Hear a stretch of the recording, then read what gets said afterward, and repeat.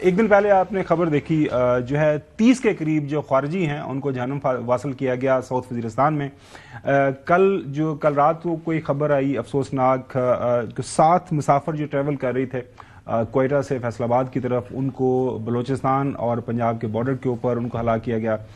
Security concern ظاہر جو خاص طور پر جو دشمن کی انٹیلیجنس ایجنسیز ہیں وہ خاص طور پر بلوچستان کے اندر کچھ کام کر رہی ہیں، لیکن ان کے خلاف بھرپور انداز سے آپریشن اس وقت جاری و ساری ہے.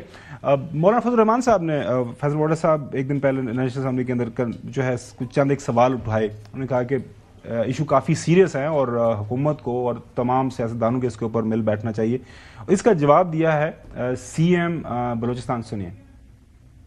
میرا خیال ہے کہ مولانا صاحب کو مس لیڈ کیا گیا ہے، ان کی لوکل لیڈرشپ نے کیا ہے یا خود ان کی اسسمنٹ ہے. آنیسٹلی سپیکنگ جو یہ سیپریٹسٹ قوتیں ہیں، مسکرینٹس ہیں، ٹیررسٹ ہیں، they don't have this much power to hold an inch of land for more than 2-3 hours. وہ آتے ہیں سڑکوں پہ، کبھی کسی اربن سینٹر میں، دور دراز کے علاقوں میں، ایسے چھوٹی چھوٹی تحصیلوں میں، وہاں آ کے وہ 5 منٹ 10 منٹ کی ویڈیوز بناتے ہیں اور پھر ان ویڈیوز کو سرکولیٹ کیا جاتا ہے. تو میرا خیال ہے مولانا صاحب کے قد کاٹ جیسے آدمی کو نیشنل اسمبلی میں اس طرح کی بات کرنا بغیر تحقیق کے مناسب نہیں ہے، اور میں اس کو رد کرتا ہوں کہ سوال ہی نہیں پیدا ہو سکتا ہے کہ کوئی اس طرح کی سچویشن ہے کہ وہ آ کے کسی اضلاع میں اعلان کر دیں.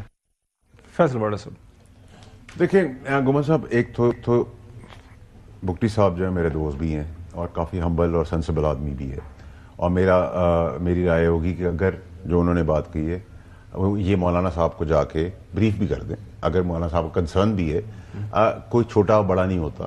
میں ایکسپیکٹ کرتا ہوں، میں بگٹی صاحب سے خود بھی بات کر لوں گا، آپ کے توسط سے بھی بات ہو رہی ہے. اور مولانا صاحب کا اگر کنسرن ہے، مس انفارمڈ ہے یا رائٹلی انفارمڈ ہے، کیا پتہ وہ ان کو کنونس کر لیں کہ میری انفارمیشن ٹھیک ہے، مل بیٹھ کے. ان کے 11 ایم پی اے میں دیکھ رہا تھا بلوچستان اسمبلی کے اندر، ان کے 11 لوگ ہیں وہاں پہ ایز اے ایم پی اے. میرے خیال میں وہاں پہ زیادہ ان کو آواز اٹھانی چاہیے بلوچستان اسمبلی میں، بجائے مولانا صاحب یہاں پہ نیشنل اسمبلی کے اندر. مولانا صاحب دیکھیں زیرک سیاستدان ہیں، اور اگر ان کا کنسرن ہے رائٹ ہے رانگ ہے، صحیح بھی ہو سکتا ہے، غلط بھی ہو سکتا ہے، کم ہو سکتا ہے، زیادہ ہو سکتا ہے. بگٹی کیونکہ سینسیبل آدمی ہے، اچھا آدمی ہے، تو وہ جا کے بات کر لے.